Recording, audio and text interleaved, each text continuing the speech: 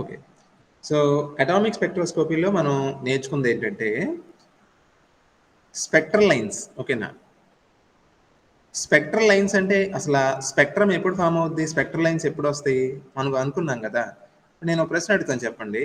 What is the energy of an electron in hydrogen atom? Hydrogen ఆటంలో electron యొక్క energy ఎంత అంటే ఏం చెప్తారు మీరు?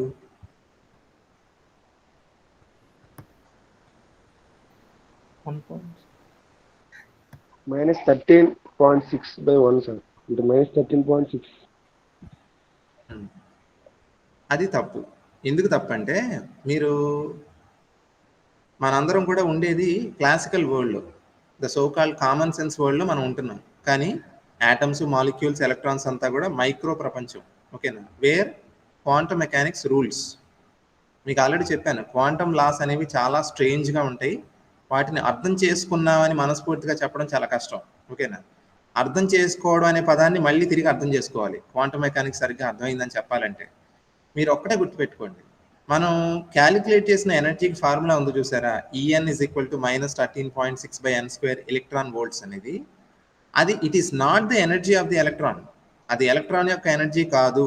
అదేంటది?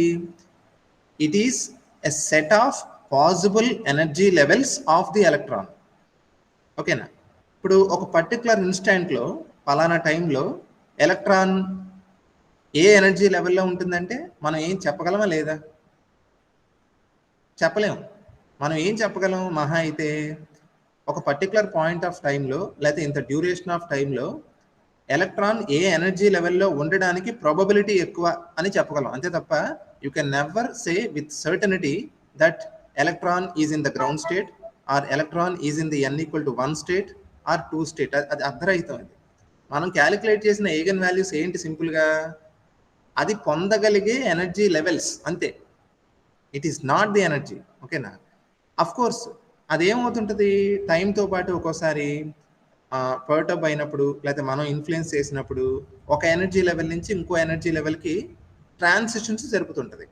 మీకు ఇందాక అన్నాను కదా, ఈ ఎనర్జీ లెవెల్స్ మధ్య ట్రాన్సిషన్స్ జరిగినప్పుడు మనకేమవుతుంది? స్పెక్ట్రల్ లైన్స్ ఫామ్ అవుతాయి. ఓకేనా? హైడ్రోజన్ ఆటంలో అయితే అవి మనం ఏం చెప్పాం? లైమన్, బామర్, పాచన్, బ్రాకెట్, ఫండ్ సిరీస్లు అని చెప్పాం కదా. సందర్భం వచ్చింది కాబట్టి విజిబుల్ రీజియన్లో ఉండే సిరీస్ ఏదండి ఇప్పుడు నేను చెప్పినట్లో? ఓకే. లైమన్ ఏమో యూవి, మిగిలినవన్నీ కూడా ఐఆర్ రీజియన్లో ఉంటాయి. ఓకేనా? సో స్పెక్ట్రల్ లైన్స్ గురించి కరెక్ట్గా అర్థం చేసుకోండి. స్పెక్ట్రల్ లైన్స్ ఎప్పుడు వస్తాయి అంటే, వర్ణపట రేఖలు ఎప్పుడు వస్తాయి? ఒక యాటమ్ కానీ, ఎలక్ట్రాన్ కానీ, లేకపోతే ఒక మాలిక్యూల్ కానీ ఒక ఎనర్జీ లెవెల్ నుంచి ఇంకో ఎనర్జీ లెవెల్కి వెళ్ళినప్పుడు ఆ డిఫరెన్స్ ఆఫ్ ఎనర్జీ మనకి స్పెక్ట్రల్ లైన్ కింద కనిపిస్తుంది. అది అబ్జార్ప్షన్ అప్పుడేమో అబ్జార్ప్షన్ స్పెక్ట్రమ్ వస్తుంది. అంటే లోయర్ లెవెల్ నుంచి హయ్యర్ లెవెల్కి వెళ్ళినప్పుడు అబ్జార్ప్షన్ స్పెక్ట్రమ్, హయ్యర్ లెవెల్ నుంచి లోయర్ లెవెల్కి వచ్చినప్పుడు ఎమిషన్ స్పెక్ట్రమ్ వస్తుంది. ఓకేనా? అది ఫస్ట్ క్లారిటీ ఉండాలి. ఓకేనా? తర్వాత ఇందాక చెప్పినట్లు ఇప్పుడు జీమన్ ఎఫెక్ట్లో మనం ఏం అప్లై చేస్తాం? స్పెసిఫన్ మీద మ్యాగ్నెటిక్ ఫీల్డ్ అప్లై చేస్తాం. మ్యాగ్నెటిక్ ఫీల్డ్ అప్లై చేసినప్పుడు మీకు ప్రెసిషన్ ఆఫ్ ఎ టాప్, బొంగరం పొరసరణ అనే ఒక టాపిక్ ఉంటుంది మామూలుగా న్యూటోనియన్ మెకానిక్స్లో. ఇప్పుడు అదే విధంగా ఎలక్ట్రాన్ యొక్క ఆర్బిట్ ఏమవుతుందంటే మ్యాగ్నెటిక్ ఫీల్డ్ అప్లై చేసినప్పుడు the orbit of the electron precesses. ఓకేనా? పురస్సరణ చెందుద్ది. దానికి ఫార్ములా ఉంది ఆ ప్రెసిషనల్ ఫ్రీక్వెన్సీకి. దాన్ని లార్మర్ ప్రెసిషన్ ఫ్రీక్వెన్సీ అంటారు.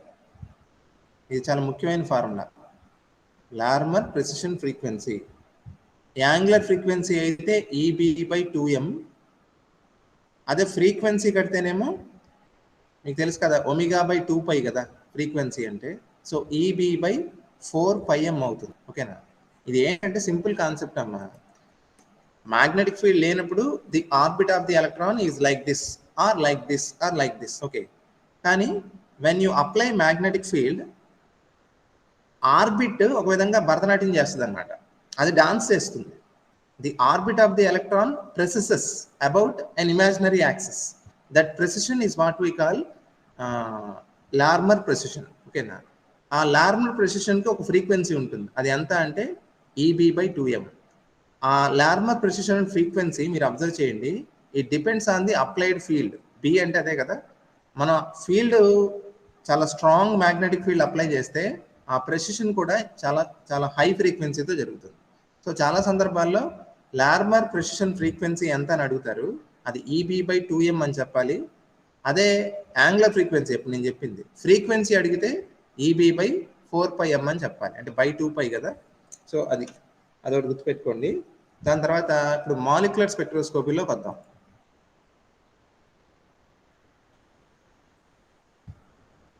మాలిక్యులర్ స్పెక్ట్రోస్కోపీ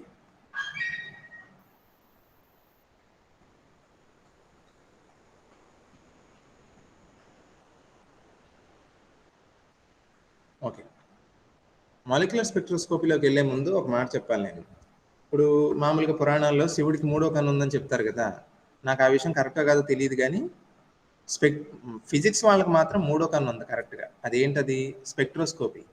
ఓకేనా. స్పెక్ట్రోస్కోపీ అంటే బేసిక్గా ఐడియా ఉందమ్మా ఎవరికన్నా? ఒక మామూలు మాటలో చెప్పండి, ఒక సినిమా స్టోరీ చెప్పినట్టు. ఏంటి స్పెక్ట్రోస్కోపీ అంటే? మనకి ఏ విధంగా ఉపయోగపడుతుంది అది? ఇన్స్ట్రుమెంట్ సార్ అది. స్పెక్ట్రోమీటర్ అలాంటి ఇన్స్ట్రుమెంట్ అంటామమ్మా. నేను అడిగేది ఇన్స్ట్రుమెంట్ గురించి కాదు, ఆ కాన్సెప్ట్ ఏంటి? స్పెక్ట్రోస్కోపీలో మనం ఏం నేర్చుకుంటాం?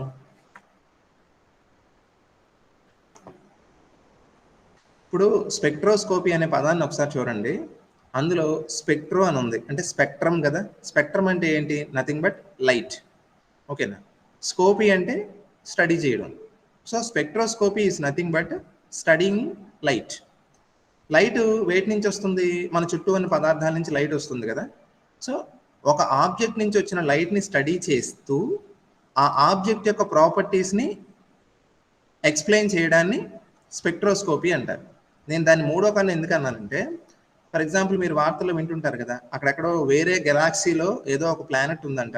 ఆ ప్లానెట్ మీద మీథేన్ ఉందా, లేకపోతే వాటర్ ఉందా? అంతెందుకండి, మొన్న చంద్రుడి మీద వాటర్ రిసోర్సెస్ కనుక్కున్నారు కదా. ఇదంతా ఎలా కనుక్కున్నారు? అక్కడికి వెళ్ళి శాంపిల్ తీసుకొచ్చి దాన్ని పట్టుకుని తడిగా ఉంది అని కాదు కదా. అక్కడ ప్రిన్సిపల్ ఏంటి?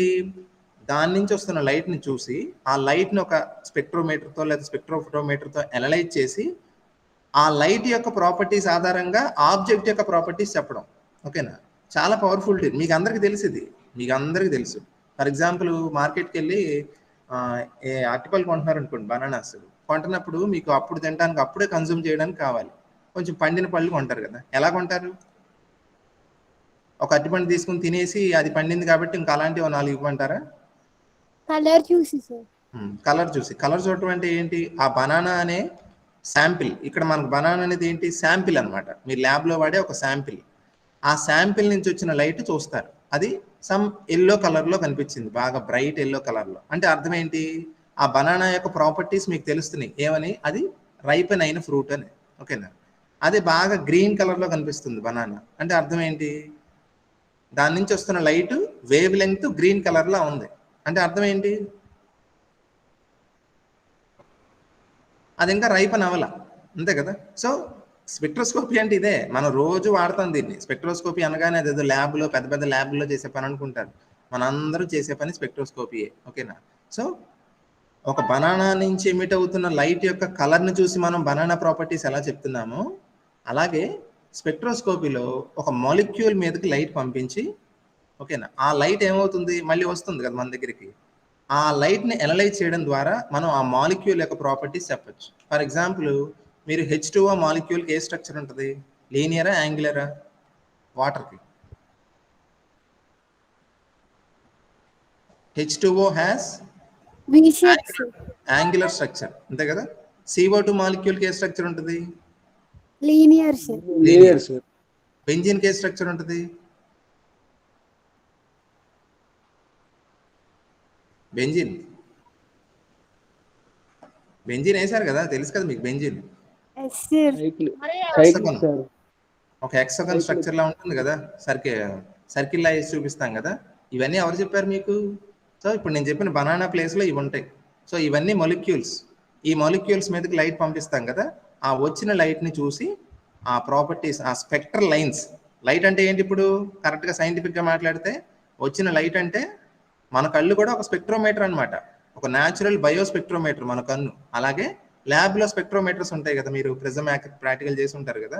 ఆ స్పెక్ట్రోమీటర్స్ ఏం చేస్తాయి, మనకి ఆ స్పెక్ట్రల్ లైన్స్ని చూపిస్తాయి. ఆ స్పెక్ట్రల్ లైన్స్ వాటి మధ్య ఉన్న స్పేసింగ్, వాటి ఇంటెన్సిటీస్ని బట్టి మనం ఏం చెప్పొచ్చు అంటే ఆ మాలిక్యూల్ యొక్క స్ట్రక్చర్ చెప్పొచ్చు. అసలు అలాగే తెలిసింది, మాలిక్యూల్స్ యొక్క స్ట్రక్చర్ అంతా ఎలా తెలిసింది అనుకుంటున్నారు, స్పెక్ట్రోస్కోపీ. అందుకే అంత పవర్ఫుల్ టూల్ అని చెప్తున్నాను.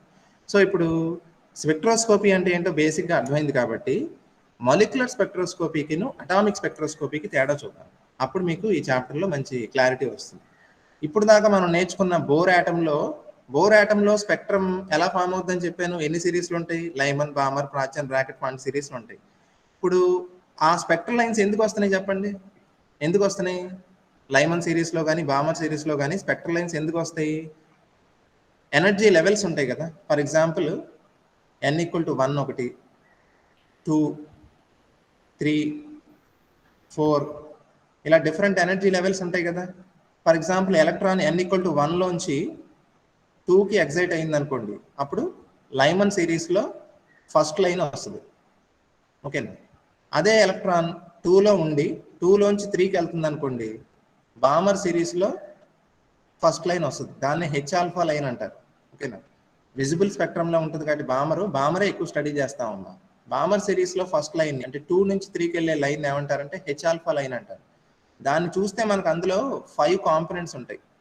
ఓకేనా, 5 లైన్స్ ఉంటాయి అన్నమాట. మనకి చూడటానికి 2 నుంచి 3 అంటే 1 అనిపిస్తుంది, కానీ ఇందాక చెప్పాను కదా 3 మళ్ళీ L లెవెల్స్ కింద స్ప్లిట్ అవుతాయి, L మళ్ళీ ML కింద స్ప్లిట్ అవుతాయి. ఇవన్నీ చూస్తే కనుక మనకి H-ఆల్ఫా లైన్లో 5 కాంపోనెంట్స్ ఉంటాయి. ఓకేనా.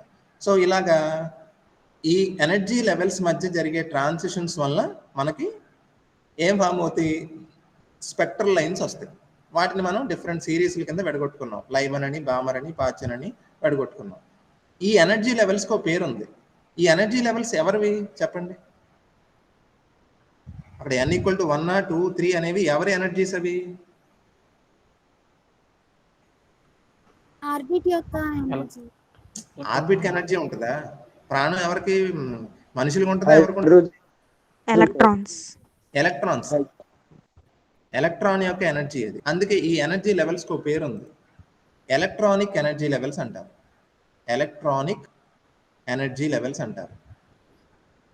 ఓకేనా, ఎలక్ట్రానిక్ ఎనర్జీ లెవెల్స్. సో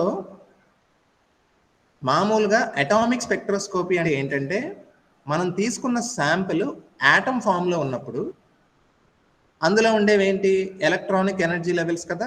ఈ ఎలక్ట్రానిక్ ఎనర్జీ లెవెల్స్ మధ్య ట్రాన్సిషన్స్ జరగడం వల్ల వచ్చే స్పెక్ట్రమ్ని ఏమంటారు? అఫ్ కోర్స్ మనం ఎలక్ట్రానిక్ స్పెక్ట్రమ్ అనొచ్చు. ఓకేనా. కానీ మాలిక్యులర్ స్పెక్ట్రోస్కోపీ ఎంటైర్లీ డిఫరెంట్ అండి. ఓకేనా.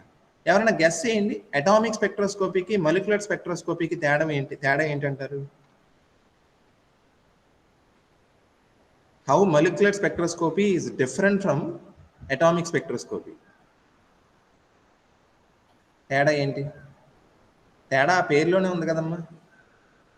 అటామిక్ స్పెక్ట్రోస్కోపీలో అటామిక్ అనే పదం ఉంది, మాలిక్యులర్ స్పెక్ట్రోస్కోపీలో మాలిక్యూల్ అనే పదం ఉంది. ఓకేనా. మనకి అన్ని సందర్భాల్లో తీసుకున్న శాంపిల్ యాటమిక్ ఫామ్లో ఉండదు. ఓకేనా. ఫర్ ఎగ్జాంపుల్ మనం హైడ్రోజన్ గ్యాస్ తీసుకున్నాం, అది మాలిక్యులర్ ఫామ్లో ఉంటుంది కదా, H2. ఓకేనా. ఆక్సిజన్ తీసుకోండి, O2. సో మనం తీసుకున్న శాంపిల్ ఒక్కోసారి మాలిక్యులర్ ఫామ్లో ఉన్నప్పుడు ఆ స్పెక్ట్రమ్ ఏ స్పెక్ట్రమ్ ఫామ్ అవుతుంది, మాలిక్యులర్ స్పెక్ట్రోస్కోపీ అనాలి. ఓకేనా. మీకు మాలిక్యులర్ స్పెక్ట్రోస్కోపీ ఎందుకు డిఫరెంట్ అంటే, ఇప్పుడు ఫర్ ఎగ్జాంపుల్ మాలిక్యులర్ స్పెక్ట్రోస్కోపీలో మనం మూడింటి గురించి చదవాలి. ఏంటి ఆ మూడు అంటే,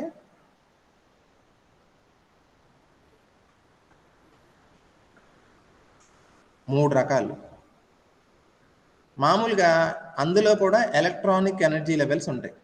మామూలే అంటే అటామిక్ స్పెక్ట్రోస్కోపీలో ఉన్నట్టుగానే మాలిక్యూల్స్ అంటే యాటమ్సే కదా, మీకు తెలుసు కదా. మాలిక్యూల్ అంటే ఏంటి, nothing but combination of atoms. ఓకేనా. సో అటామిక్ స్పెక్ట్రోస్కోపీలో ఉన్నట్టుగానే ఎలక్ట్రానిక్ ఎనర్జీ లెవెల్స్ ఎలాగో ఉంటాయి. ఓకేనా. కానీ అటామిక్ స్పెక్ట్రోస్కోపీలో లేని 2 డిఫరెంట్ ఎనర్జీ లెవెల్స్ మాలిక్యులర్ స్పెక్ట్రోస్కోపీలో ఉంటాయి. ఇవి కొత్త ఎనర్జీ లెవెల్స్.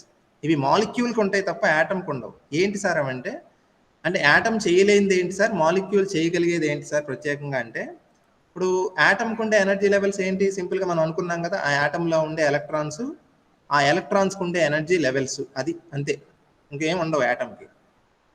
మాలిక్యూల్ తీసుకున్నప్పుడు, మాలిక్యూల్ అంటే combination of 2 or more atoms కదా, ఆ మాలిక్యూల్ ఏమవ్వచ్చు? రొటేట్ అవ్వచ్చు ఒకసారి, రొటేషన్. ఓకేనా? ఓ మాలిక్యూల్ రొటేట్ అవుతున్నప్పుడు దానికి ఏ ఎనర్జీ ఉంటుంది? రొటేషనల్ ఎనర్జీ ఉంటుంది. మళ్ళీ క్వాంటమ్ మెకానిక్స్ ప్రకారం ఆ రొటేషనల్ ఎనర్జీ ఏమవుతుంది చెప్పండి? క్వాంటమ్ మెకానిక్స్ చెప్పింది ఏమని చెప్పాను? ఆ పేరులోనే ఉంది, క్వాంటైజ్ అవుతుంది. ప్రతిదీ క్వాంటైజ్ అవుతుంది. సో ఒక మాలిక్యూల్ ఇట్ కెన్ రొటేట్. ఓకేనా? ఫర్ ఎగ్జాంపుల్ H2 మాలిక్యూల్ తీసుకోండి. H2 మాలిక్యూల్ తీసుకున్నప్పుడు ఫర్ ఎగ్జాంపుల్ ఇలా ఉంది, H ఇదేమవ్వచ్చు? కామన్ సెంటర్ ఆఫ్ మాస్ చుట్టూ ఈ H ఏమవచ్చు? రెండు రొటేట్ అవ్వచ్చు కదా. సో మాలిక్యూల్కి ఏం ఎనర్జీ ఉంటుంది? రొటేషనల్ ఎనర్జీ ఉంటుంది, depending on the speed of rotation. ఓకేనా? నేను అనే పాయింట్ ఏంటి ఇప్పుడు? ఆ రొటేషనల్ ఎనర్జీ ఏమవుతుందని చెప్తున్నాను, మీరు చెప్తే బాగుంటుంది. అది ఏమవుతుంది? క్వాంటైజ్ అవుతుంది సార్. క్వాంటైజ్ అవుతున్నప్పుడు ఏమవుతాయి? ఆటోమేటిక్గా రొటేషనల్ ఎనర్జీ లెవెల్స్ ఉంటాయి. ఓకేనా? రొటేషనల్ ఎనర్జీ కాదు, రొటేషనల్ ఎనర్జీ లెవెల్స్ ఉంటాయి. ఎప్పుడైతే ఎనర్జీ లెవెల్స్ ఉన్నాయో, ఇప్పుడు ఆ లెవెల్స్ మధ్య కూడా ట్రాన్సిషన్స్ జరగచ్చు కదా. దానివల్ల వచ్చేది ఏంటి? Rotational spectrum. ఇది ఆటంలో ఉంటుందా? ఉండదు సార్. ఎందుకు ఉండదు? ఇప్పుడు రొటేట్ అవ్వాలంటే సింగిల్ మాలిక్యూలే కదా సార్. ఇప్పుడు యాటమ్ ఉందో, ఫర్ ఎగ్జాంపుల్ ఒక యాటమ్ తన చుట్టూ దాన్ని తిరగలేదు కదా. ఓకేనా? సో చిన్నపిల్లలు కూడా చోటు ఇలా తిరుగుతుంటారు కదా, తిరుగుతున్నప్పుడు ఇద్దరు ఒకరినొకరు చేతులు పట్టుకుని తిరుగుతారు. అంటే రొటేట్ అవ్వాలంటే కనీసం ఇద్దరు ఉండాలి. అది యాటమ్కి సాధ్యమయ్యే పని కాదు, మొలిక్యూల్కి మాత్రమే సాధ్యం. ఓకేనా? Molecules have the ability to rotate and thereby they possess rotational energy which is quantized and hence we have rotational energy levels. అప్పుడు ఈ రొటేషనల్ ఎనర్జీ లెవెల్స్ మధ్య జరిగే ట్రాన్సిషన్స్ వల్ల వచ్చేది ఏంటి? Rotational spectrum. అది అటామిక్ స్పెక్ట్రోస్కోపీలో ఉండదు. సో నెక్స్ట్ ఏంటన్నమాట ఇక్కడ మనం చదవాల్సింది, ఎలక్ట్రానిక్ స్పెక్ట్రమ్ కాకుండా రొటేషనల్ ఎనర్జీ లెవెల్స్. ఓకేనా? రొటేషన్ కాక ఇంకొకటి చేయగలదు మాలిక్యూల్, ఏంటది? వైబ్రేట్ అవుతుంది. Very good. సో మాలిక్యూల్ మళ్ళీ సోది మామూలే, మాలిక్యూల్ వైబ్రేట్ అవుతుంది. వైబ్రేట్ అవుతున్నప్పుడు దానికి ఏం ఎనర్జీ ఉంటుంది? వైబ్రేషనల్ ఎనర్జీ ఉంటుంది. ఆ వైబ్రేషనల్ ఎనర్జీ మళ్ళీ క్వాంటైజ్ అవుతుంది. సో అప్పుడు వైబ్రేషనల్ ఎనర్జీ లెవెల్స్ ఉంటాయి. ఆ వైబ్రేషనల్ ఎనర్జీ లెవెల్స్ మధ్య ట్రాన్సిషన్స్ వస్తే అప్పుడు వచ్చేది ఏంటి? Vibration spectrum. ఓకేనా? సో ఇది వైబ్రేషనల్ స్పెక్ట్రమ్. Vibrational spectrum. ఓకేనా? సో మాలిక్యులర్ స్పెక్ట్రోస్కోపీని మనం మొత్తం 3 భాగాలుగా క్లాసిఫై చేయొచ్చండి. మామూలుగా అటామిక్ స్పెక్ట్రోస్కోపీలో ఉండే ఎలక్ట్రానిక్ స్పెక్ట్రమ్ అది మామూలే. ఓకేనా? దాని గురించి ఇక్కడ చదవరు యాక్చువల్గా. మాలిక్యులర్ స్పెక్ట్రోస్కోపీ అంటే ప్రత్యేకంగా దేని గురించి చదివేది? Rotational spectroscopy and vibrational spectroscopy. ఈ రెండే important, which are not present in atomic spectroscopy. ఓకేనా? సో ఈ రొటేషనల్ ఎనర్జీ లెవెల్ కు ఫార్ములా చెప్తాను చూడండి. రొటేషనల్ వైబ్రేషనల్ ఎనర్జీ లెవెల్ అని రాయమా sir? Spectrum. Okay okay, vibrational energy level అంటే మామూలుగా రాస్తాను, అలా మారుస్తాను.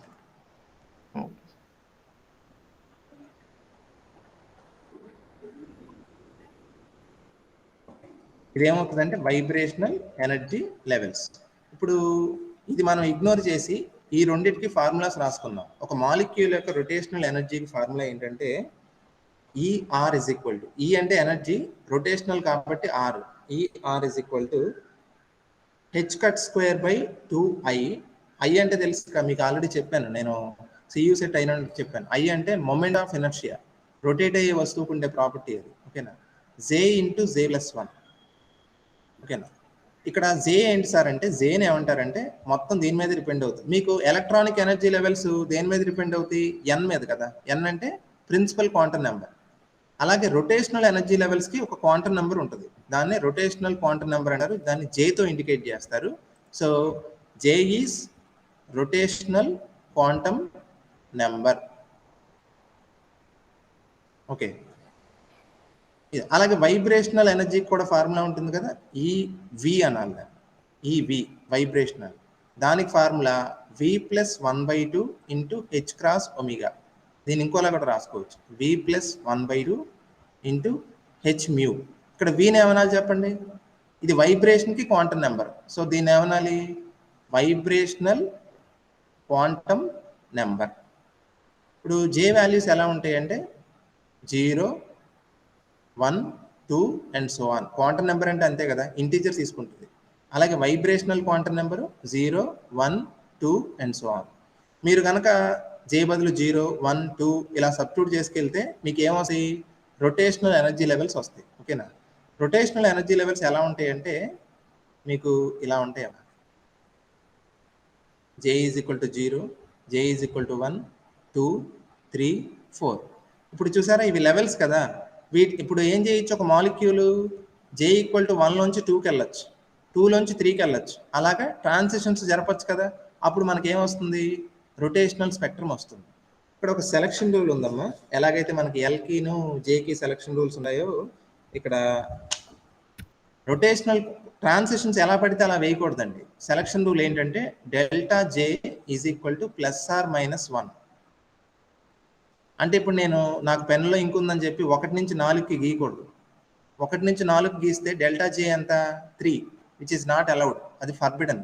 ఓకేనా, అలౌడ్ ట్రాన్సిషన్స్ ఏంటి రొటేషనల్ లెవెల్స్ మధ్య, వేటికైతే డెల్టా జే +or-1 అవుతుందో అలాంటి రొటేషనల్ ట్రాన్సిషన్సే అలౌడ్. ఓకేనా, అలాగే వైబ్రేషనల్ ట్రాన్సిషన్ కూడా సేమ్ +or-1. ఓకేనా, సో ఇక్కడ రొటేషన్కి సంబంధించి ఇంకో పాయింట్ చెప్తాను చూడండి. ఇప్పుడు నేను రాసిన ఫార్ములా దేనికి, ఇది రొటేట్ అవుతున్న ఒక మాలిక్యూల్ యొక్క quantised energy లెవెల్స్కి formula.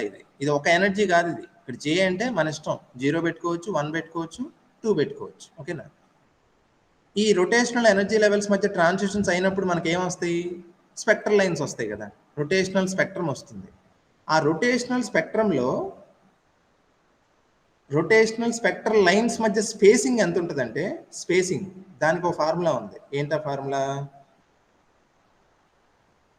Frequency separation అయితే అంటే ఫ్రీక్వెన్సీలో అంటే ఏంటి, ట్రాన్సిషన్స్ ఇలా జరపడం వల్ల లైన్స్ ఇలా వస్తాయి కదమ్మా. నేను అడిగేది ఈ రొటేషనల్ స్పెక్ట్రల్ లైన్స్ మధ్య స్పేసింగ్ చెప్తున్నాను. ఫ్రీక్వెన్సీ స్పేసింగ్ అయితే h/4π²I. అదే వేవ్ నెంబర్లో చెప్తే, అంటే ఫామ్ అవుతున్న స్పెక్ట్రల్ లైన్స్ యొక్క వేవ్ నెంబర్ చెప్తే 2b × j+1. ఇక్కడ b అంటే ఏంటంటే h/8π²IC. బీని రొటేషనల్ కాన్స్టెంట్ అంటారు. సో మీరు ఒకటి అర్థం చేసుకోవాలి, రొటేషనల్ ఎనర్జీ లెవెల్స్ ఎలా ఉంటాయి అంటే, ఒక విషయం నాకు చెప్పండి, ఇక్కడ ఈ రొటేషనల్ ఎనర్జీ లెవెల్స్ స్పేసింగ్ ఈక్వల్గా ఉంటుందా అన్ఈక్వల్గా ఉంటుందా, ఈ ఫార్ములాని బట్టి గెస్ చేయండి. రొటేషనల్ లెవెల్స్ మధ్య స్పేసింగ్ ఎలా ఉంటుంది, యూనిఫామ్గా ఉంటుందా? కొన్ని ఒకటి చెప్పండి, ఎలక్ట్రానిక్ ఎనర్జీ లెవెల్స్ ఉన్నాయి కదా, n = 1, 2, 3, 4 ఉన్నాయి కదా, అవి ఈక్వల్లీ స్పేస్డ్. అవి E1 వాల్యూ ఎంతో మనకు గుర్తుందా, -15.6. ఓకేనా, 15.6 కాదు, సారీ, -13.6. ఓకేనా, E2 ఎంతో గుర్తుందా, E2 అంటే బై 4 కదా. -3.4. సో మీరు ఈజీగా చూడొచ్చు, E1కి E2కి గ్యాప్ ఎంత ఉందో E2కి E3కి గ్యాప్ అంత లేదు. So the electronic energy levels are not equally spaced, అవి ఈక్వల్లీ స్పేస్గా ఉండవు. ఓకేనా, గ్యాప్ ఏమవుతుంటుంది, తగ్గుతూ ఉంటుంది. ఓకేనా, రొటేషనల్ ఎనర్జీ లెవెల్స్ కూడా అంతేనండి, they are not equally spaced. ఇది ముఖ్యమైన పాయింట్. మనం క్వాంటమ్ నెంబర్ పెరిగే కొద్దికి, హయ్యర్ లెవెల్స్ వెళ్ళే కొద్దికి ఈ స్పేసింగ్ ఏమవుతుందంటే మీకు యాక్చువల్గా పెరుగుతుందండి. రొటేషనల్ ఎనర్జీ లెవెల్స్ మధ్య ఉన్న స్పేసింగ్ పెరుగుతుంది. ఓకేనా, కానీ గుర్తుపెట్టుకోవాల్సింది ఏంటి, రొటేషనల్ ఎనర్జీ లెవెల్స్ మధ్య స్పేసింగ్ పెరుగుతుంది, కానీ ఫామ్ అయ్యే స్పెక్ట్రంలో రొటేషనల్ ఈ స్పెక్ట్రల్ లైన్స్ ఉంటాయి కదా, స్పెక్ట్రల్ లైన్స్ మధ్య మాత్రం స్పేసింగ్ ఎప్పుడు ఎలా ఉంటుంది, కాన్స్టెంట్గా ఉంటుంది. అవి ఈక్వల్లీ స్పేస్డ్. ఓకేనా, ఆ స్పేసింగ్ ఎంత ఉంటుంది అంటే సింపుల్ 2b ఉంటుంది, 2b. ఓకేనా, సో కన్ఫ్యూజ్ అవ్వకండి, రొటేషనల్ ఎనర్జీ లెవెల్స్ అనేవి ఈక్వల్లీ స్పేస్డ్ కాదు, వెళ్ళే కొద్దికి స్పేసింగ్ పెరుగుతుంది. కానీ ఆ లెవెల్స్ మధ్య ట్రాన్సిషన్స్ జరగడం వల్ల ఫామ్ అయిన స్పెక్ట్రమ్ ఉంటుంది కదా, ఆ స్పెక్ట్రల్ లైన్స్ ఉంటాయి కదా, ఆ స్పెక్ట్రల్ లైన్స్ మధ్య గ్యాప్ మాత్రం ఎలా ఉంటుంది, కాన్స్టెంట్గా ఉంటుంది. అది ఎంత 2b. సో మనకి మన దగ్గర ఒక రొటేషనల్ స్పెక్ట్రమ్ ఉంటే ఆ 2b వాల్యూ క్యాలిక్యులేట్ చేస్తే మనం ఎక్స్పెరిమెంటల్గా కడితే దాన్ని బట్టి మనం ఏం కట్టచ్చు, ఐ వాల్యూ కట్టేయచ్చు.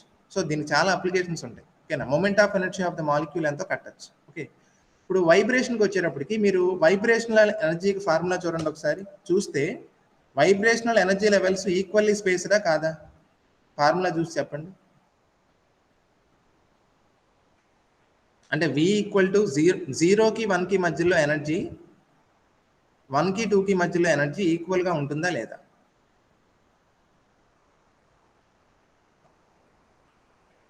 సింపుల్గా చెప్పొచ్చు కదమ్మా, పెద్ద కష్టమేం కాదు. ఇక్కడేమో J+J+1 రావడం వల్ల గ్యాప్ ఏమవుతుంది, పెరుగుతుంది. కానీ వైబ్రేషన్కి వచ్చేటప్పటికి V+1/2 అని ఉంది కదా. So E1 minus E0, E2 minus E1 ఇవన్నీ ఎలా ఉంటాయి, కాన్స్టెంట్గా ఉంటాయి. అది ఎంత ఉంటుందో తెలుసా, పైగా h/ω ఉంటుంది. Vibrational energy levels are equally spaced, అది గుర్తుపెట్టుకోండి. ఓకేనా, అవి ఎప్పుడైతే ఈక్వల్లీ స్పేస్డ్ ఉన్నాయో అఫ్కోర్స్ వైబ్రేషనల్ స్పెక్ట్రల్ లైన్స్ ఉంటాయి చూసారా, వాటి మధ్య స్పేసింగ్ మాత్రం ఈక్వల్గా ఉండదు. ఓకేనా, అవి రాను దగ్గరైపోతాయి. ఇది అర్థం చేసుకోవడం పెద్ద కష్టం కాదు, ఏం లేదు. లెవెల్స్ అనేవి దూరంగా అలా వెళ్తున్నప్పుడు వాటి మధ్య జరిగే ట్రాన్సిషన్స్ వల్ల వచ్చే స్పెక్ట్రల్ లైన్స్ ఈక్వల్గా ఉంటాయి. కానీ లెవెల్సే ఈక్వల్ డిస్టెన్స్లో ఉన్నప్పుడు వచ్చే స్పెక్ట్రల్ లైన్స్ మాత్రం రాను ఏమైపోతాయి, క్లోజ్ అయిపోతాయి.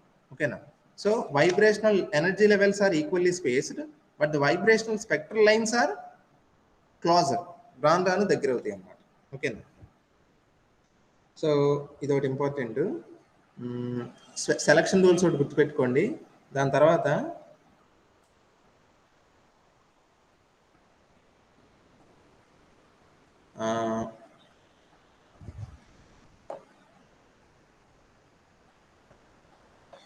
మనకి ఓన్లీ రొటేషన్ వచ్చింది అనుకోండి, pure rotational spectrum, pure rotation spectrum అదొకటి. తర్వాత వైబ్రేషన్ రొటేషన్ స్పెక్ట్రమ్, తర్వాత ఎలక్ట్రానిక్ స్పెక్ట్రమ్. ఓకేనా, అది మీకు తెలిసిందే. ఎనర్జీ ఎలక్ట్రానిక్ లెవెల్స్ మధ్య జరిగే ట్రాన్సిషన్స్ వల్ల వచ్చేది ఇది. ప్యూర్ రొటేషన్ స్పెక్ట్రమ్ ఏ రీజన్లో ఉంటుందంటే మైక్రోవేవ్ ఆర్ ఫార్ ఇన్ఫ్రారెడ్ రీజన్లో ఉంటుంది. వైబ్రేషన్ రొటేషన్ స్పెక్ట్రమ్ ఏ రీజన్లో ఉంటుందంటే నియర్ ఇన్ఫ్రారెడ్ రీజన్లో ఉంటుంది. ఎలక్ట్రానిక్ స్పెక్ట్రమ్ ఏ రీజియన్లో ఉంటుంది అంటే వచ్చే స్పెక్ట్రల్ లైన్స్ ఏ ఎనర్జీతో వస్తాయి అంటే మీకు తెలుసు, అది ఆల్రెడీ విజిబుల్ కానీ బామర్ సిరీస్ అయితే విజిబుల్, లేకపోతే యూవీ కూడా వస్తాయి. ఓకేనా, సో ఇవి ఇంపార్టెంట్ అండి. ఇక్కడ నేను ఒక మాట చెప్పాను చూడండి, ఇక్కడ మాట రాశాను కదా, ప్యూర్ రొటేషన్ స్పెక్ట్రమ్ అంటే ఏంటి, మాలిక్యూల్ ఓన్లీ రొటేటే అవుతుంది, వైబ్రేట్ అవ్వట్లేదు. అలాంటప్పుడు ట్రాన్సిషన్ జరిగినప్పుడు వచ్చే స్పెక్ట్రమ్ని ప్యూర్ రొటేషన్ స్పెక్ట్రమ్ అంటారు.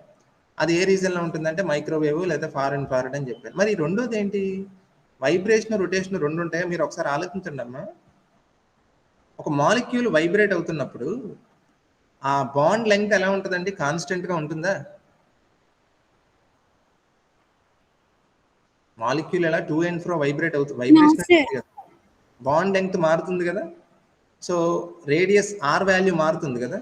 సో వైబ్రేషన్ జరుగుతున్నప్పుడు ఆటోమేటిక్గా మీకు ఎందులో మార్పులు వస్తాయి, బాండ్ లెంగ్త్ లో సార్. బాండ్ లెంగ్త్ మారుతుంది. ఓకే, బాండ్ లెంగ్త్ మారడం వల్ల ఏం మారుతాయి, రొటేషనల్ లెవెల్స్ మారుతాయి, అంతే కదా. మీకు మొమెంట్ ఆఫ్ ఇనర్షియా వాల్యూ మీదే కదా రొటేషనల్ లెవెల్స్ డిపెండ్ అయ్యేది, I = mr². సో ఎప్పుడైతే మాలిక్యూల్ వైబ్రేట్ అయ్యి ఆ లెంగ్త్ మారుతుందో ఆటోమేటిక్గా వైబ్రేషనల్ ట్రాన్సిషన్ జరగడం వల్ల ఏం జరుగుతుంది, రొటేషనల్ ట్రాన్సిషన్ కూడా జరుగుతుంది. ఇన్ఫ్యాక్ట్ అది వాస్తవంగా జరిగేది అదే. మీకు ప్రపంచంలో ఎక్కడక్కడ ప్యూర్ రొటేషన్ స్పెక్ట్రమ్ ఉండదండి, ఓన్లీ ఏదో రిజిడ్ రొటేటర్ అనే ఒక కాన్సెప్ట్ ఉంది. ఒక మాలిక్యూల్ వైబ్రేట్ అవుతున్నప్పుడు అసలు బాండ్ లెంగ్త్ మారకపోతే లేకపోతే మార్పు చాలా తక్కువగా ఉంటే దాన్ని ప్యూర్ రొటేషన్ స్పెక్ట్రమ్ అంటారు. కానీ అలాంటిది ఉండదు. జనరల్గా ఒక మాలిక్యూల్ వైబ్రేట్స్, ఓకేనా, it automatically induces rotational transitions. ఓకేనా, అందుకనే వైబ్రేషన్ రొటేషన్ స్పెక్ట్రమ్ అని కలిపి చదవాలి, అంతేగాని విడిగా చదవకూడదు. ఇది అఫ్కోర్స్ ఇది మీకు తెలిసిందే, electronic spectrum. Okay, so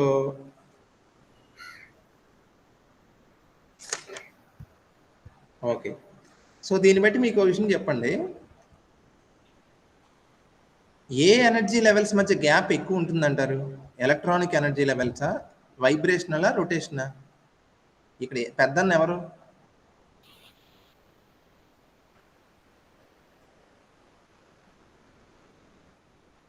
rotational sir. Pure rotational.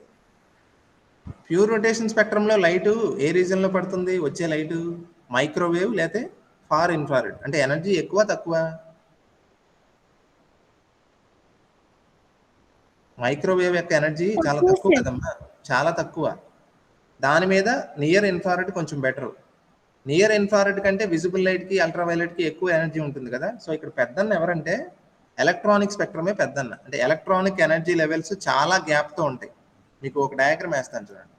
For example ఇది n ఈజ్ ఈక్వల్ టు 1 అనుకోండి, ఇది n ఈజ్ ఈక్వల్ టు 2, ఇది n ఈజ్ ఈక్వల్ టు 3. ఇవేంటివి? ఏ ఎనర్జీ లెవెల్స్ చెప్పండి? Electronic energy levels. మీకు ఏమవుతుందంటే ఈ ఎలక్ట్రానిక్ ఎనర్జీ లెవెల్స్ మధ్య గ్యాప్ చూసారా, చాలా ఎక్కువ ఉంది. ఇప్పుడు వైబ్రేషనల్ లెవెల్స్ ఎలా ఉంటాయి తెలుసా? వీటి మధ్య ఉంటాయి. ఇవి వైబ్రేషనల్ లెవెల్స్ 0, 1, 2. మరి రొటేషనల్ లెవెల్స్ ఎక్కడ ఉంటాయి తెలుసా? ఇక్కడ ఉంటాయి. ఇది. సో మీకు ఇక్కడ అర్థమయ్యేది ఏంటి? Electronic energy levels they are, వాటి మధ్య స్పేసింగ్ చాలా ఎక్కువ ఉంటుంది, అవి పెద్దవి. ఓకేనా? దాని మీద వైబ్రేషనల్ లెవెల్స్ వాటి మీద కొంచెం చిన్నవి. అన్నిటికంటే తక్కువ స్పేసింగ్ ఉన్న ఎనర్జీ లెవెల్స్ ఏవి? Rotational energy levels. ఓకేనా? కానీ ఈ మూడిట్లో మనకి మాలిక్యూల్ యొక్క స్ట్రక్చర్ ఎక్స్ప్లెయిన్ చేయడానికి ఏ ఎనర్జీ లెవెల్స్ ఎక్కువ ఉపయోగపడతాయి చెప్పండి? ఏ స్పెక్ట్రమ్ ఉపయోగపడుతుంది మాలిక్యూల్ యొక్క స్ట్రక్చర్ చెప్పడానికి?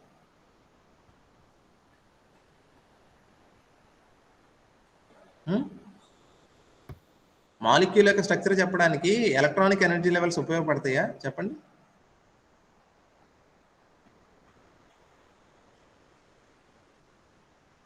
మాలిక్యూల్ యొక్క స్ట్రక్చర్ చెప్పాలంటే మనం మాలిక్యూల్ ఉన్న ప్రాపర్టీస్ ఏంటి? వైబ్రేషను, రొటేషన్ కదమ్మా. సో వైబ్రేషనల్ స్పెక్ట్రము, రొటేషనల్ స్పెక్ట్రమ్ని స్టడీ చేస్తే మనకు మాలిక్యులర్ స్ట్రక్చర్ బాగా తెలుస్తుంది. ఓకేనా? సో అదే ఇంపార్టెంట్. సో దీన్నే ఐఆర్ స్పెక్ట్రోస్కోపీ అని కూడా అంటారు. IR spectroscopy. ఐఆర్ స్పెక్ట్రోస్కోపీ అంటేనే అర్థం మాలిక్యులర్ స్పెక్ట్రోస్కోపీ అని అర్థం. అందులో మాలిక్యులర్ వైబ్రేషను, రొటేషను ఎక్కువగా ఫోకస్ అవుతుంది. ఓకేనా? IR spectroscopy. సో ఇది మాలిక్యులర్ స్పెక్ట్రోస్కోపీ క్లాసిఫికేషన్ అన్నమాట. ఇందులో మనకి నెక్స్ట్ చదవాల్సింది ఏంటంటేనమ్మా రామన్ స్పెక్ట్రోస్కోపీ.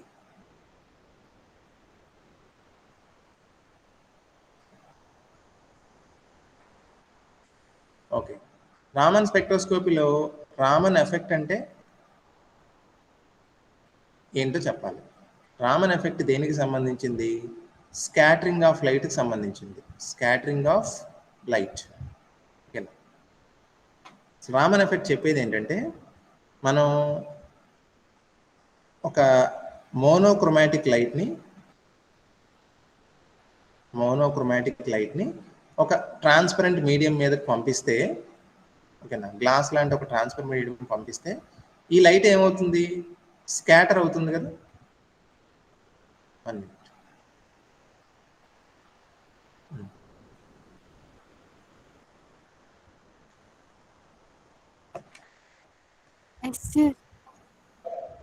ఒక్క నిమిషం అమ్మా, హ్యాంగ్ అయింది.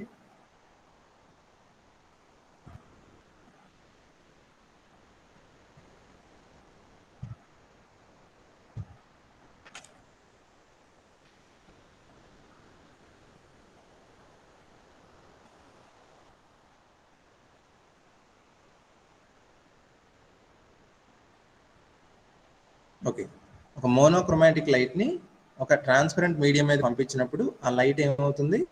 స్కాటర్ అవుతుంది. ఓకేనా? స్కాటర్ అయిన లైట్ని మనం అనలైజ్ చేస్తే అందులో మనకి యాక్చువల్గా ఏం కనిపిస్తాయి అంటే 3 లైన్స్ కనిపిస్తాయి. ఓకేనా? ఒక లైన్ ఏంటి? ఇన్సిడెంట్ లైట్కి ఏ ఫ్రీక్వెన్సీ ఉంటుందో అదే ఫ్రీక్వెన్సీ ఉన్న లైన్, దాన్ని ర్యాలీ లైన్ అంటారు. ఓకేనా, ఫ్రీక్వెన్సీ మారల. ఒక లైన్కి మనం పంపిన ఫ్రీక్వెన్సీ కంటే ఎక్కువ ఫ్రీక్వెన్సీ ఉన్న లైన్ ఒకటి వస్తుంది, దాన్ని యాంటీ స్టోక్స్ లైన్ అంటారు. ఓకేనా, అలాగే ఇంకో లైన్ ఏంటి, తక్కువ ఫ్రీక్వెన్సీ ఉన్న లైన్, ఇది స్టోక్స్ లైన్. ఓకేనా, సో రామన్ ఎఫెక్ట్ అంటే అర్థమైంది కదా. రామన్ ఎఫెక్ట్ అంటే ఏంటంటే, రామన్ చాలా ఎక్స్పెరిమెంట్స్ చేశారండి. For example blue colour of the sky, అలాగే blue colour of the ocean చూసి ఎందుకు స్కై కానీ బ్లూ కానీ అదే ఓషన్ కానీ బ్లూ కలర్ లో కనిపిస్తాయి అని ఆయనకి ఎప్పుడో ఒక క్యూరియాసిటీ ఉండేది. అంటే స్కాటరింగ్ మీద ఎక్కువ ఫోకస్ చేశారు ఆయన. ఓకేనా, ఇప్పుడు మనకి చెప్పండి, స్కై ఎందుకు బ్లూ కలర్ లో కనిపిస్తుంది, కారణం ఏంటి?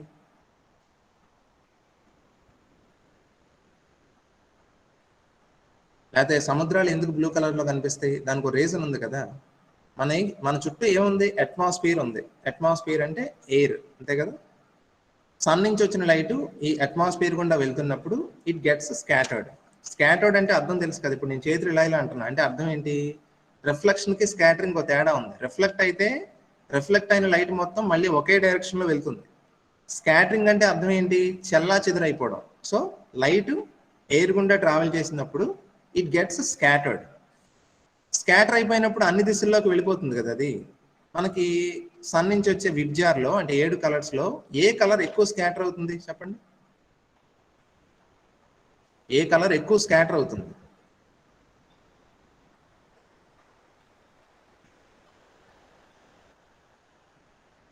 బ్లూ.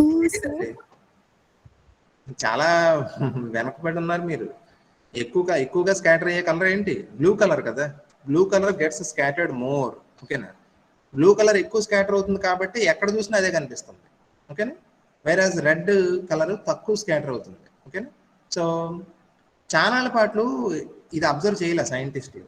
ఇప్పుడు మనకి ఏం అబ్జర్వ్ చేశారంటే, లైట్ని ఒక మీడియం మీద పంపించి లైట్ స్కాటర్ అవుతుంది కాబట్టి స్కాటర్ అయిన లైట్ని స్పెక్ట్రోమీటర్తో అనలైజ్ చేశారు.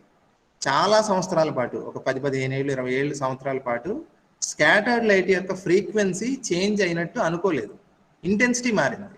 ఇంటెన్సిటీ అంటే పంపిన లైట్ ఇంటెన్సిటీ కంటే స్కాటర్డ్ లైట్ ఇంటెన్సిటీ తక్కువ ఉంది. ఆబ్వియస్లీ ఇంటెన్సిటీ తగ్గడం కామన్ సెన్సే, కొంత అబ్జర్వ్ అవుతుంది కదా లైట్. కానీ స్కాటర్ అయిన లైట్ యొక్క ఫ్రీక్వెన్సీలో చేంజ్ని డిటెక్ట్ చేయలేకపోయారు. అందుకే ఆ స్కాటరింగ్కి ఏం పేరు పెట్టారు, ర్యాలీ స్కాటరింగ్ అని పేరు పెట్టారు. ఓకేనా, ర్యాలీ స్కాటరింగ్ అంటే ఏంటి, ఏ స్కాటరింగ్లో అయితే స్కాటర్డ్ లైట్ యొక్క ఫ్రీక్వెన్సీ ఇన్సిడెంట్ లైట్ యొక్క ఫ్రీక్వెన్సీకి ఈక్వల్ అవుతుందో దాన్ని ర్యాలీ స్కాటరింగ్ అంటారు. ఓకేనా, ర్యాలీ స్కాటరింగ్లో ఏం జరుగుతుందంటే, లైట్లో ఉన్న ఫోటాన్కి శాంపిల్లో ఉన్న మాలిక్యూల్కి మధ్య ఒక ఇలాస్టిక్ కొలిజన్ జరుగుతుంది. ఇలాస్టిక్ కొలిజన్లో ఎనర్జీ లాస్ ఉండదు, అందుకనే మీకు ఫ్రీక్వెన్సీ చేంజ్ అవ్వదు. ఓకేనా, కానీ రామన్కి ఎప్పుడు ఒక డౌట్ అనమాట, ఏంటి, ఇప్పుడు మనం ఫర్ ఎగ్జాంపుల్ మనకు కళ్ళు మసకగా కనిపిస్తున్నాయి అనుకోండి, D1 D2 లైన్స్ చూస్తారు మీరు, డబ్లెట్ స్ట్రక్చర్. అవి సరిగ్గా మసగ్గా ఉండే వాళ్ళకి 2 లైన్స్ కింద కాదు, ఒక లైన్ కింద కనిపించవచ్చు. వాళ్ళు ఏం చెప్పచ్చు, సార్ డబ్లెట్ స్ట్రక్చర్ కాదు, దానికి సింగ్లెట్ స్ట్రక్చరే ఉందని చెప్తారు. అంటే మన కళ్ళ లోపం అది. మనం కొంచెం కళ్ళు బాగా కనిపిస్తే యాక్చువల్గా అందులో 2 లైన్స్ ఉన్నాయని తెలుస్తుంది, అంతే కదా. అదేవిధంగా అప్పుడు వాడిన స్పెక్ట్రోమీటర్స్ యాక్యురేట్గా లేవు. ఓకేనా, వాటి రెజల్యూషన్ తక్కువ ఉన్నాయి. సో క్రమేపీ టెక్నాలజీ ఇంప్రూవ్ అయ్యి రెజల్యూషన్ పెరిగినప్పుడు ఏదైతే స్కాటర్డ్ లైట్ని స్టడీ చేస్తున్నారో ఫ్రీక్వెన్సీలో కూడా చేంజ్ ఉందని కనిపెట్టారు తర్వాత.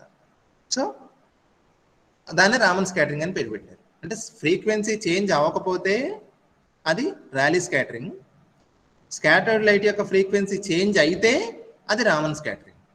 ఫ్రీక్వెన్సీ చేంజ్ అయ్యింది అంటున్నారు అంటే పెరగచ్చు తగ్గచ్చు కదా. ఫ్రీక్వెన్సీ పెరిగిన లైన్ ఏమంటారు చెప్పండి, ఫ్రీక్వెన్సీ ఎక్కువ ఉన్న లైన్ ఏ లైన్ అంటారు, anti stroke lines.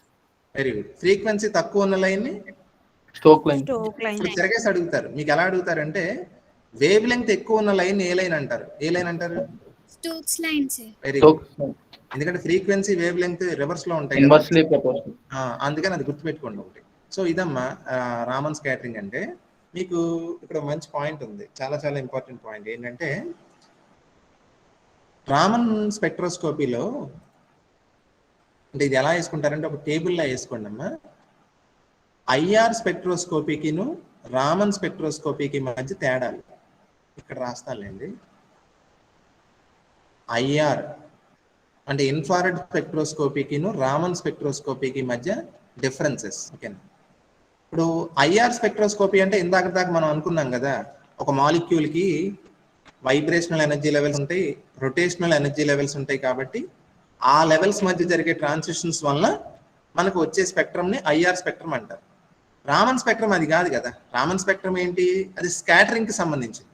Okay. IR spectroscopy ఏంది? అబ్జార్ప్షన్కి సంబంధించింది. ఫస్ట్ డిఫరెన్స్ అదే. ఐఆర్ అంటే అబ్జార్ప్షన్ ఆఫ్ లైట్. ఓకేనా. ఇదేంటిది? స్కాటరింగ్ ఆఫ్ లైట్ ఇది. ఓకేనా. తర్వాత మీకు ఇన్ఫ్రారెడ్ స్పెక్ట్రోస్కోపీ అంటే ఇన్ఫ్రారెడ్ స్పెక్ట్రోస్కోపీలో ఒక మాలిక్యూల్ యాక్టివ్గా ఉండాలి అంటే, అది ఇన్ఫ్రారెడ్ స్పెక్ట్రమ్ ఫామ్ చేయాలి అంటే కండిషన్ ఏంటంటే ఆ మాలిక్యూల్కి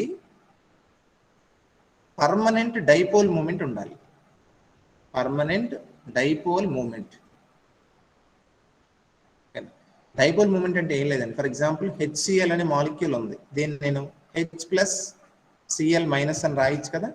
మీకు ఇక్కడ ఏమవుతుంది అబ్జర్వ్ చేయండి. డైపోల్ అంటే మీకు తెలుసు కదా, మొన్నే కదా మనం ఎలక్ట్రిసిటీ మ్యాగ్నెటిజం పేపర్ చూసాం. డైపోల్ అంటే 2 charges separated by a distance. ఓకేనా. సో హెచ్సిఎల్ అనేది దానికి డైపోల్ మూమెంట్ ఉందా లేదా చెప్పండి. హెచ్సిఎల్ అనే మాలిక్యూల్కి డైపోల్ మూమెంట్ ఉందంటారా లేదంటారా? ఉంది కదా. ఎందుకు ఉంది? హెచ్కేమో ప్లస్ ఛార్జ్ ఉంది, సిఎల్కి మైనస్ ఛార్జ్ ఉంది. They are separated by some distance. దాన్నేగా మనం డైపోల్ అంటాం. నేను ఇంకోటి అడుగుతాను చెప్పండి. ఫర్ ఎగ్జాంపుల్ O2 ఉంది, oxygen molecule. O double bond. దీనికి డైపోల్ మూమెంట్ ఉంటుందా ఆక్సిజన్కి? లేదు సార్. ఉండదు. ఎందుకంటే అది సేమ్ మాలిక్యూల్ కదా, సేమ్ యాటమ్. అంటే O2, H2 ఇలాంటి వాటిని ఏమనాలి? హోమోన్యూక్లియర్ మాలిక్యూల్స్ అనాలి. HCl ఇంకేదైనా ఎగ్జాంపుల్ చెప్పండి. HBr, HF ఇలాంటివి ఉంటాయి చూసారా, అంటే డిఫరెంట్ యాటమ్స్ ఉన్నవి, వాటిని హెటరోన్యూక్లియర్ అంటారు కదా. హెటరోన్యూక్లియర్ వేటికి డైపోల్ మూమెంట్ ఉంటుంది?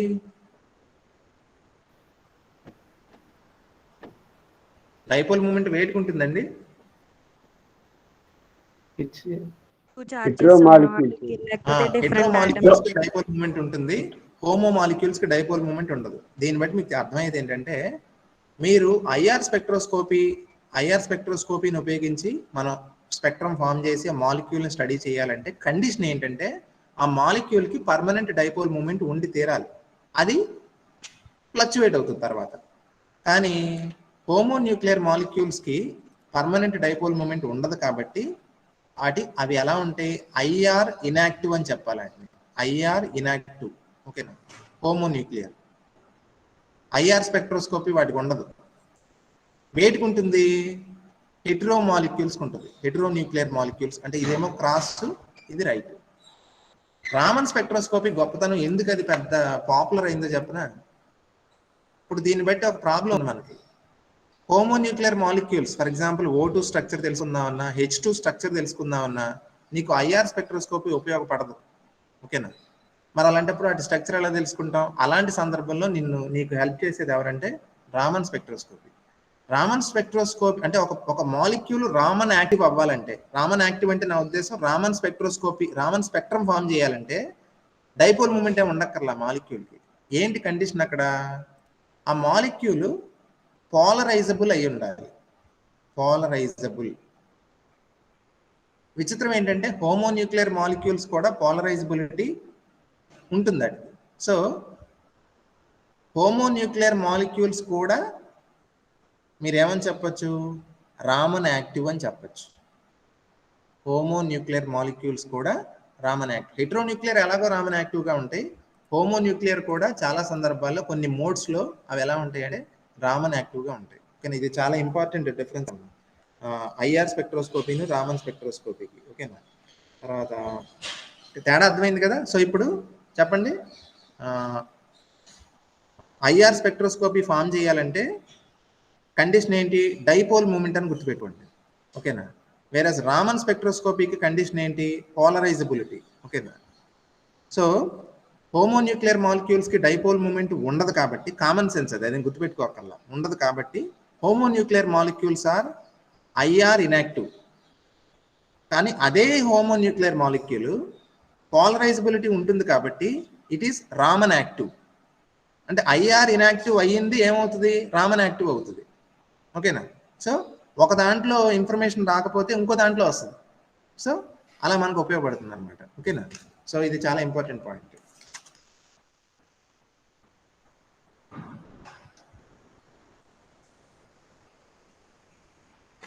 ఆ తర్వాత ఇందాక ఇది చెప్పాను కదా, వైబ్రేషనల్ స్పెక్ట్రము, రొటేషనల్ స్పెక్ట్రమ్ అని ఇది చెప్పాను చూసారా. మీకు వైబ్రేషనల్ స్పెక్ట్రమ్ జనరల్గా బ్యాండ్స్ లాగా ఉంటుంది, బ్యాండ్స్. ఓకేనా? ఎనర్జీ లెవెల్స్ ఉంటాయి అందులో, సారీ స్పెక్ట్రల్ లైన్స్ ఉంటాయి కాదంటలా, కానీ ఆ స్పెక్ట్రల్ లైన్స్ చాలా దగ్గరగా ఉంటాయి. అందుకే చూడటానికి అది ఒక బ్యాండ్ లాగా కనిపిస్తుంది. అందుకే వైబ్రేషన్ స్పెక్ట్రమ్ని బ్యాండ్ స్పెక్ట్రమ్ అంటారు. ఓకేనా? Band spectrum.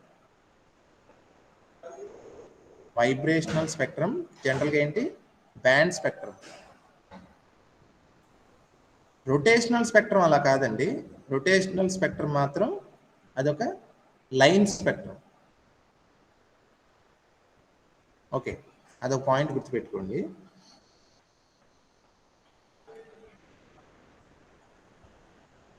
ఓకేనా? తర్వాత ఓ 10 నిమిషాలు కూర్చుంటే మ్యాటర్ వేవ్స్ చాప్టర్ కూడా అయిపోతుంది. Matter waves. సో దాంతో మాలిక్యులర్ స్పెక్ట్రోస్కోపీ అయిపోయిందమ్మా. ఓకేనా? మాలిక్యులర్ స్పెక్ట్రోస్కోపీ అయిపోయింది. మ్యాటర్ వేవ్స్ కాన్సెప్ట్కి వద్దాం. ఓకే, మ్యాటర్ వేవ్స్కి వస్తే, మ్యాటర్ వేవ్స్ అనే పదం చూస్తే నాకైతే ఏమనిపిస్తుంది అంటే ఇలాంటి ఒక పదం అనిపిస్తుంది. ఏంటి? Hot ice cream. ఓకేనా? ఇప్పుడు నేను రాసిన పదం అబ్సర్డ్, మీనింగ్లెస్. ఐస్ క్రీమ్ అంటే జనరల్గా cold ice cream, cool ice cream అన్నాం. కానీ ఇక్కడ హాట్ ఐస్ క్రీమ్ అని ఎందుకు రాశానంటే ఈ పదం ఎంత విచిత్రమైందో పైన పదం కూడా అంతే. మ్యాటర్ అంటే జనరల్గా మనం ఏంటమ్మా ఏమనుకుంటాం, matter is composed of particles. అంటే ఫర్ ఎగ్జాంపుల్ ఎలక్ట్రాన్స్, నేను అనుకున్నట్టుగా క్వాక్స్ లాంటి పార్టికల్స్తో తయారవుతుంది మ్యాటర్ అంటే. అంతే, మ్యాటర్ అంటే ఎవరో కాదు, మీరు నేను కూడా మ్యాటరే. జనరల్గా ఎలక్ట్రాన్ ఏంటి అంటే ఏం చెప్తారు మీరు? వాట్ ఈజ్ ఎలక్ట్రాన్ అంటే?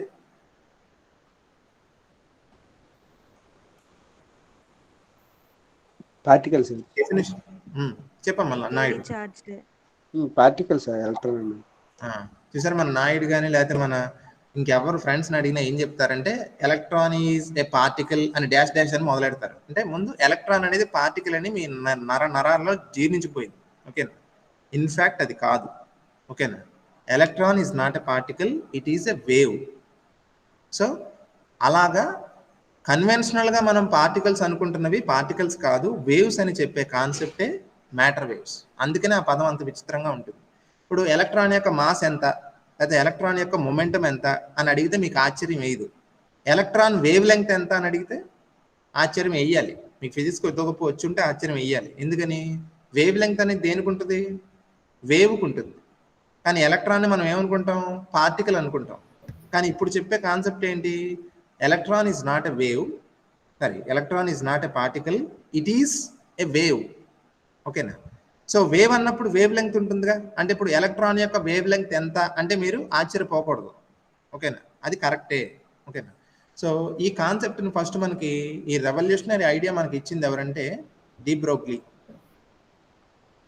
డి బ్రోగ్లీ అనే శాస్త్రవేత్త ఏం చెప్పారంటే మనం ఏవైతే పార్టికల్స్ అనుకుంటున్న ఎలక్ట్రాన్స్, ప్రోటాన్స్, న్యూట్రాన్స్ అవి పార్టికల్స్ కాదు, వేవ్స్ అని చెప్పారు. అందుకే ఆ మ్యాటర్ వేవ్స్ని ఇంకో పేరుతో కూడా పిలుస్తారు, డి బ్రోగ్లీ వేవ్స్ అంటారు. ఓకేనా? సో ఒక పార్టికల్ తీసుకోండి, దాని మాస్ ఎంత అంటే m. అది ఎంత వేగంతో వెళ్తుంది? v వేగంతో వెళ్తుంది. వెళ్తున్నప్పుడు ఆ పార్టికల్ మనం ఏమనుకోవాలి? ఇప్పుడు వేవ్ అనుకోవాలి కదా. దాని యొక్క వేవ్ లెంగ్త్ ఎంత ఉంటుందంటే h/p. p అంటే ఏంటి? మొమెంటం కదా. మొమెంటం అంటే తెలుసు కదమ్మా, మాస్ ఇంటూ వెలాసిటీ అంటే h/mv. దీన్ని ఇంకోలా రాసుకోవచ్చు, చాలా ఫార్ములాస్ ఉన్నాయి, అన్నీ రాస్తాను, అన్నీ నోట్ చేసుకోండి, ప్రాబ్లమ్స్లో ఇది ఇంపార్టెంట్. h/√2me, h/√2mv3, h/√3mkt. ఇవన్నీ ఫార్ములాస్. ఇవన్నీ దేనికి ఫార్ములాస్? మనం ఏమైతే పార్టికల్స్ అనుకుంటున్న భ్రమలో ఉన్నామో ఆ పార్టికల్స్ యొక్క వేవ్ లెంగ్త్స్ అవి, వాటిని డీప్ బ్రోగ్లీ వేవ్ లెంగ్త్స్ అంటారు. ఏమన్నా డౌట్ ఏమన్నా శ్రీనివాస్? ఏం లేదు sir. Okay okay. So the de Broglie wave length of an electron ఎంత అంటే మీరు ఏం చెప్పాలి? h/mv అని చెప్పాలి. ఓకేనా? సో ఈ ఫార్ములాస్ ఒకటి నోట్ చేసుకుంటూ, తర్వాత మనకు ఒక్కోసారి ఏం చేస్తారంటే ఫేజ్ వెలాసిటీ, గ్రూప్ వెలాసిటీ మీద క్వశ్చన్లు అడుగుతారు. ఫేజ్ వెలాసిటీ అలాగే గ్రూప్ వెలాసిటీ. అసలు phase velocity, group velocity concepts వేటికి అప్లై అవుతాయి? వేవ్స్కి అప్లై అవుతాయి, పార్టికల్స్కి కాదు. ఓకేనా? ఫేజ్ వెలాసిటీ అంటే ఏం లేదమ్మా, వేవ్స్ జనరల్గా ఇండివిజువల్గా ట్రావెల్ చేయవు, గ్రూప్గా ట్రావెల్ చేస్తాయి. గ్రూప్గా ఒక వేవ్ ట్రావెల్ చేస్తున్నప్పుడు, వేవ్స్ ట్రావెల్ చేస్తున్నప్పుడు అందులో ఒక్కొక్క వేవ్ యొక్క వెలాసిటీ చెప్తే అది ఫేజ్ వెలాసిటీ. కలిపి వెళ్తున్న ఆ వేవ్ ప్యాకెట్ గురించి చెప్తే అది గ్రూప్ వెలాసిటీ. ఓకేనా? వీటికి ఫార్ములాస్ ఇంపార్టెంట్. ఫేజ్ వెలాసిటీకి formula VP is equal to ఒమేగా/k. గ్రూప్ వెలాసిటీకి ఫార్ములా d/dk. ఓకేనా? ఈ రెండింటికి మధ్య రిలేషన్ ఒకటి ఉంది. Vg is equal to VP minus lambda into dVp/d lambda. ఇది ఇంపార్టెంట్ అమ్మా. Relation between phase velocity and group velocity. ఓకేనా? ఇప్పుడు ఒక ఎలక్ట్రాన్ వెళ్తుందంటే మీరు ఎలక్ట్రాన్ ఎలా ఊహించుకోవాలంటే, ఇప్పుడు దాకా మీ మైండ్లో ఉందంటే ఎలక్ట్రాన్ బొమ్మ అంటే మీరు ఏం చేస్తారంటే ఒక చుక్క పెడతారు, ఎందుకని అది పార్టికల్ కాబట్టి. ఇప్పుడు అలా పెట్టకూడదు. ఎలక్ట్రాన్ బొమ్మ అంటే మీరు ఏం బొమ్మ వేయాలంటే ఇప్పటి నుంచి ఇంకా ఇలాంటి ఒక బొమ్మ వేయాలి. అంటే this particle is equal to wave packet. ఈ వేవ్ ప్యాకెట్ యొక్క వెలాసిటీ ఏమని చెప్పాను నేను? గ్రూప్ వెలాసిటీ అని చెప్పాను కదా. సో గ్రూప్ వెలాసిటీ ఎప్పుడు కూడా దేనికి ఈక్వల్ అవుతుందంటే పార్టికల్ వెలాసిటీకి ఈక్వల్ అవుతుంది. చాలా ఇంపార్టెంట్. ఓకేనా? Group velocity is always equal to the velocity of the particle. ఓకేనా? ఇక్కడ చాలా వెలాసిటీస్ ఉంటాయి, కన్ఫ్యూజ్ అవ్వకండి. పార్టికల్ వెలాసిటీ ఒకటి ఉంటుంది, అది v. అది పార్టికల్ వెలాసిటీ కాక మ్యాటర్ వేవ్స్కి రెండు వెలాసిటీస్ ఉంటాయి, ఒకటి ఫేజ్ వెలాసిటీ, ఇంకోటి గ్రూప్ వెలాసిటీ.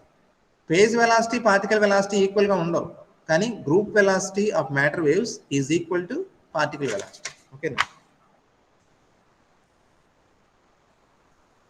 అంటే పార్టికల్ అనేది వేవ్ ప్యాకెట్తో సమానం. ఓకేనా? తర్వాత మ్యాటర్ వేవ్స్కి ఫేజ్ వెలాసిటీ కూడా ఉంటుంది కదా. ఫేజ్ వెలాసిటీకి ఒక ఫార్ములా ఉందండి. ఏంటంటే ఆ ఫార్ములా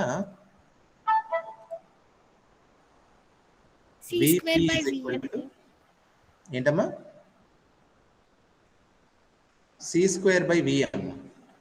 c²/v. ఏమో సౌజన్య చెప్పు. c²/v అని చెప్పాను సార్. ఓకే. c²/v విచిత్రంగా చూస్తే ఇది గ్రేటర్ దెన్ c. ఐన్స్టీన్ ఆయన ఎక్కడ సమాధిలోంచి లేచి వచ్చేస్తారు ఆయన. ఎందుకంటే థియరీ ఆఫ్ రిలేటివిటీకి పునాది ఏంటంటే nothing in the universe can travel faster than light. కానీ phase velocity of matter waves is greater then the speed of light. అదేమి పొరపాటును కూడా ఐన్స్టీన్ బాధ పెట్టే అంశం కాదు, ఎందుకంటే phase velocity can exceed the speed of light, but group velocity మాత్రం ఎక్సీడ్ అవ్వదు. ఓకేనా? అది చాలు మనకి. తర్వాత దీన్ని ప్రూవ్ చేయడానికి ఎక్స్పెరిమెంట్స్ ఉన్నాయండి. మామూలు ఎలక్ట్రాను మొన్నటిదాకా పార్టికల్ అనుకున్నాం, సడన్గా వీళ్ళు ఎవడో వచ్చి వేవ్ అంటున్నాడు అని నమ్మడం కష్టం కదా. సో ఎలాగైతే మనం పొద్దున్న వెక్టార్ ఆటమ్ మోడల్ని ప్రూవ్ చేయడానికి స్టెర్న్ కెర్లాక్ ఎక్స్పెరిమెంట్ చేశాము, మ్యాటర్ వేవ్స్ ప్రూవ్ చేయడానికి ఒక ఎక్స్పెరిమెంట్ ఉంది. ఏంటంటే ఎక్స్పెరిమెంట్ డీజీ ఎక్స్పెరిమెంట్ అంటారు. డీజీ ఎక్స్పెరిమెంట్ అంటే ఏం లేదు, డేవిసన్ గెర్మర్ ఎక్స్పెరిమెంట్. ఈ ఎక్స్పెరిమెంట్ గురించి నేనేం చెప్పను, ఇందులో ఉన్న ప్రిన్సిపల్ ఒక మాట చెప్తాను అంతే. వీళ్ళు ఏ ప్రయోగం చేసి ఎలక్ట్రాను పార్టికల్ కాదు వేవ్ అని ఎలా ప్రూవ్ చేశారంటే సింపుల్. నేను ఎప్పుడు చెప్తాను ఈ ఎగ్జాంపుల్. ఏం చెప్తాను? ఇప్పుడు మనకి రోబో సినిమా ఉంది కదా, రోబో సినిమాలో చివరిలో రజనీకాంత్ ఐశ్వర్య రాయ్ దగ్గరికి వస్తాడు. తన రోబో కాదు హ్యూమన్ అని ఎలా ప్రూవ్ చేసుకుంటాడు?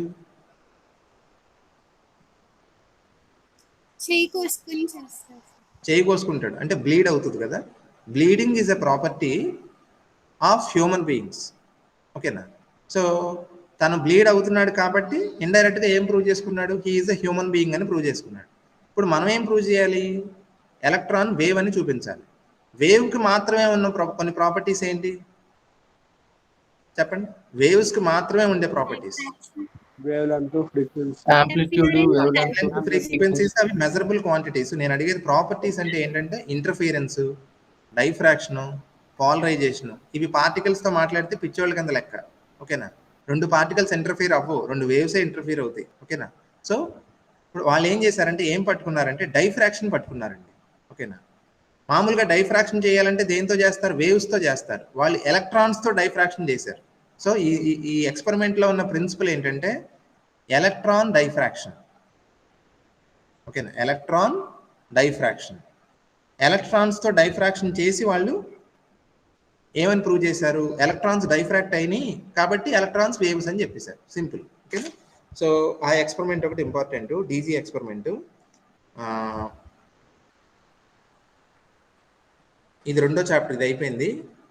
తర్వాత అన్సర్టనిటీ ప్రిన్సిపల్ ఉన్న ఒక చాప్టర్లా పెట్టారు కానీ అది చాప్టర్ అంత డిస్కస్ చేసే పెద్దదేం కాదు. Uncertainty principle.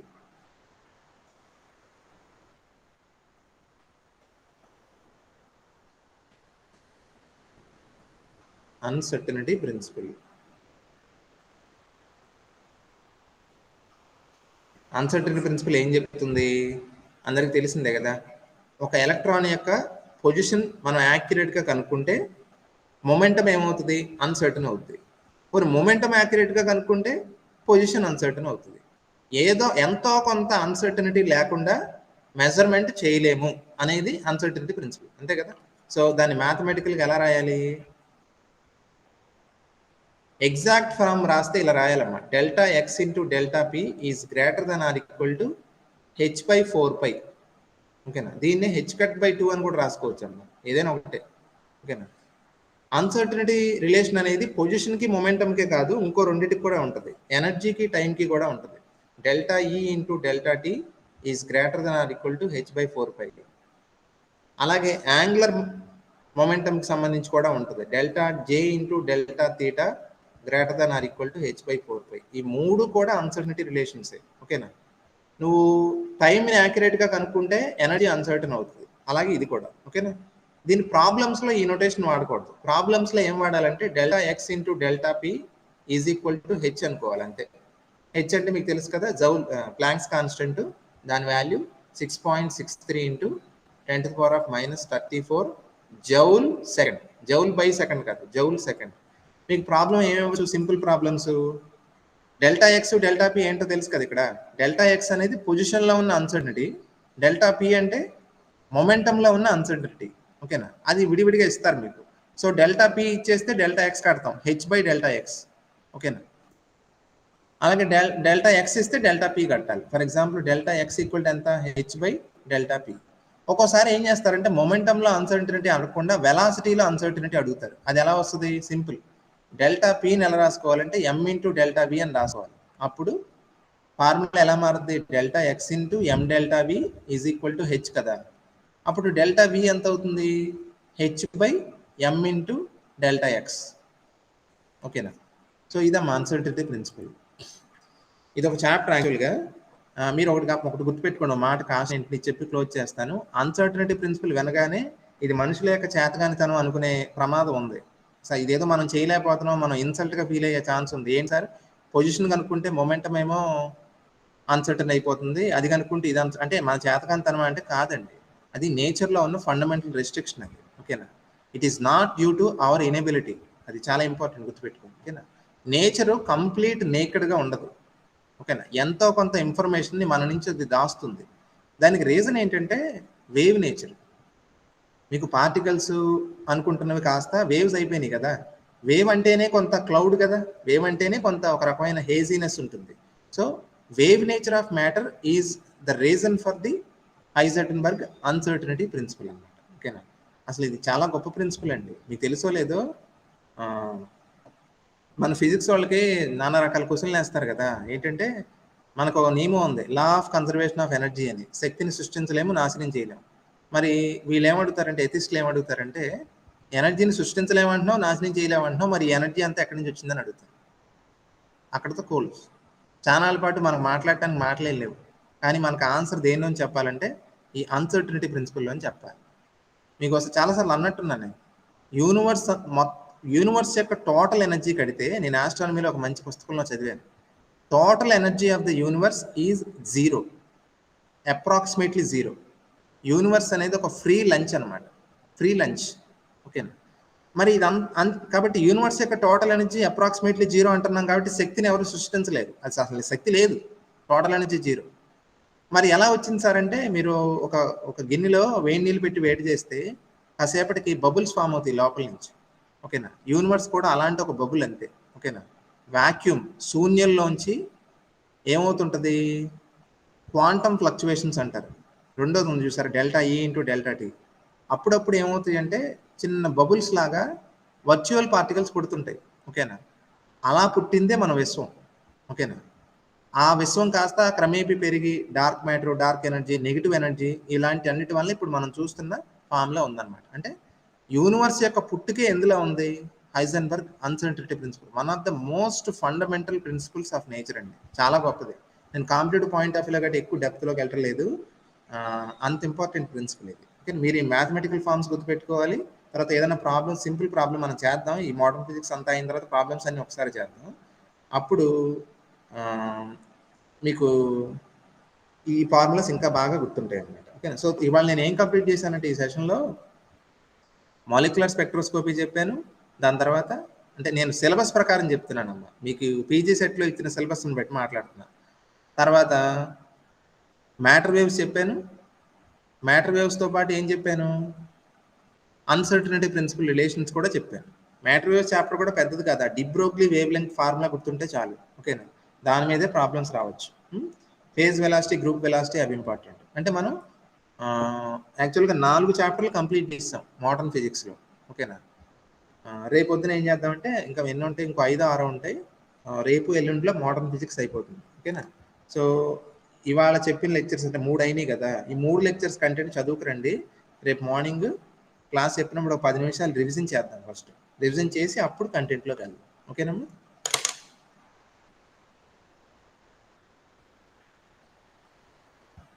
Okay sir. Okay, doubts ఏం లేవు కదమ్మా? ఏం